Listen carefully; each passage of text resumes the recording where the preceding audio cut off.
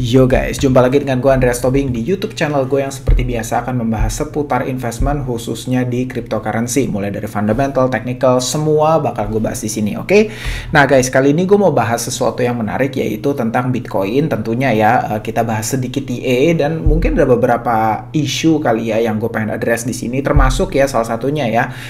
Gue dapat banyak banget pertanyaan gara-gara bikin video di TikTok tentang Bitcoin, apakah masih ada kemungkinan untuk crash 50 to 60% lagi ya. Ini yang bakal gue jelasin juga video ini ya, supaya lebih jelas. Mana tahu kalian emang belum nonton video gue yang gue bikin di awal tahun, nyarinya juga males, ya udahlah gue bikinin lagi lah buat kalian semua. Oke. Pertama-tama gue mau bahas Bitcoin dulu sebelum gue balik sebelum gue ke topik utamanya yang itu ya. Anyway guys, ya ampun, tiba-tiba apa ini crash. Ini by the way, ini komputer gue nih lagi agak-agak nyebelin nih, suka ngehang dan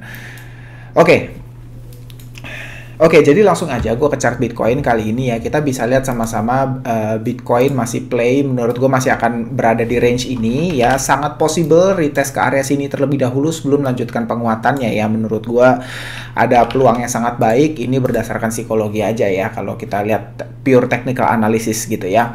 Tapi ya ada satu hal menarik yang gue pengen tunjukin sama kalian. Kalau kita di sini compare Bitcoin dengan gold dan S&P 500 ya. Gue tadi barusan aja ngecek ya, ini gue ganti jadi line dulu supaya gampang lihatnya. Kalian bisa lihat ini menarik banget nih ya. Kalian bisa lihat Bitcoin ini kan yang biru ya, sedangkan gold ini yang warna orange di sini di bawah ya, dan S&P 500 ya atau S&P 500 itu yang berwarna aqua lah ya. Oke. Nah, kali ini terjadi fenomena yang menarik ya, di mana Bitcoin dengan gold itu bergerak align ya. Mereka sama-sama naik ya, sedangkan S&P 500 bergerak turun ya. Ini jarang banget nih terjadi kayak gini ya. Biasanya kan jadi gini, ini kalau gue bicara agak makro ya. Jadi kan biasanya kita tahu lah kalau misalnya risk asset ya, kan Bitcoin ini, cryptocurrency ini tergolong ya super high risk asset lah ya. Jadi kasarnya gini, kalau market secara psikologis lagi ingin mengurangi resiko ya, appetite resikonya lagi rendah ya, kita bilang gitu ya. Jadi kan biasanya gitu, kalau misalnya appetite market terhadap resiko itu lagi tinggi ya, maka mereka akan secara aktif melakukan investment ya. Kita bisa lihat S&P 500, Nasdaq gitu ya, saham-saham itu pada naik ya. Karena kenapa? Biasanya lagi ada uang yang di print ya. Terus udah gitu appetite market terhadap resiko tinggi, nah biasa saham-saham tuh akan naik gitu. Sedangkan jika appetite masyarakat lagi rendah terhadap resiko ya, mereka lagi cenderung defensif, mereka tidak mau mengambil resiko yang terlalu tinggi ya, yang terjadi biasa justru sebaliknya. S&P 500 itu cenderung koreksi ya. Kenapa? Karena mereka exit dari market S&P 500 dan mereka akan membeli hedge aset terhadap inflation seperti emas, seperti gold ya. Kita bisa lihat sama-sama ya. Ini udah terjadi bersiklus-siklus sebelumnya lah ya. Ya ini gue nggak bahas tarik ke belakang-belakang lagi, tapi kalau kalian mau iseng, cek aja chartnya sendiri. Kalian compare seperti yang gue tunjukin seperti ini ya. Biasa tuh yang terjadi jika market lagi di risk ya, lagi mengurangi risikonya, yang terjadi adalah saham-saham koreksi, uangnya berrotasi ke asset inflation hedge seperti like-nya gold, seperti like-nya emas. Jadi mereka keluar dari saham, terus mereka beli emas nih, karena tahu ada kemungkinan ya saham akan koreksi lebih dalam, mata uang bisa jadi ada devaluasi. Nah, emas ini yang bisa nahan terhadap inflasinya, karena emas ini sudah teruji lah selama berabad-abad sebagai sebagai hedge against inflation yang terbaik gitu dari zaman dulu gitu ya. Tapi yang menarik nih ya, kalian lihat sekarang ini ya, gold ya, kalian bisa lihat naik paralel bersamaan dengan emas ya. Ini hal yang menarik banget, dan kalau kalian perhatiin ke belakang, ini belum pernah terjadi sebelumnya ya. Kalau misalnya korelasi antara S&P 500 dengan gold itu sering terjadi ya. Ketika goldnya ketika goldnya turun, S&P 500-nya berlawanan arah gitu ya.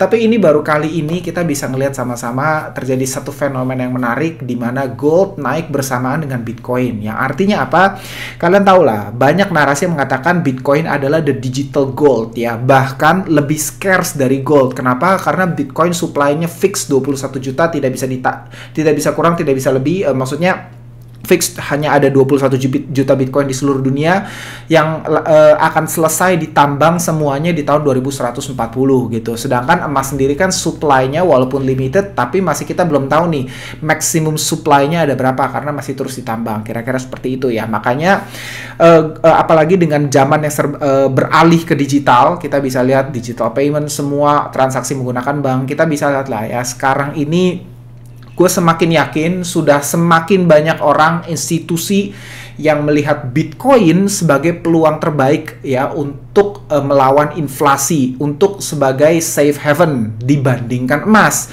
Kenapa? Karena kalian bayangin aja, ini cerita real ya, gue kayak udah pernah cerita di video-video lalu gitu ya.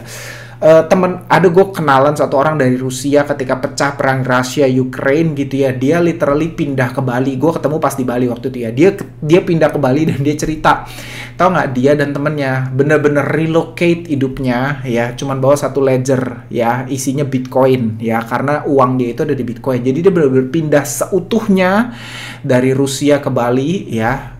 Lu bayangin kalau misalnya dia punya duit $100.000 atau $1 juta, dia convert di dalam bentuk cash atau dalam bentuk gold.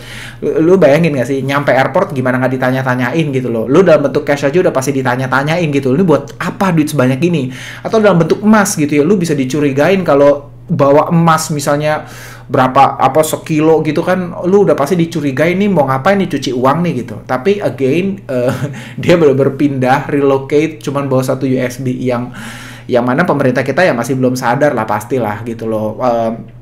Orang imigrasi juga pasti belum sadar bahwa itu ledger itu tuh, USB itu tuh contains Bitcoin dan value-nya bisa lebih gila daripada tumpuk uang atau emas gitu loh.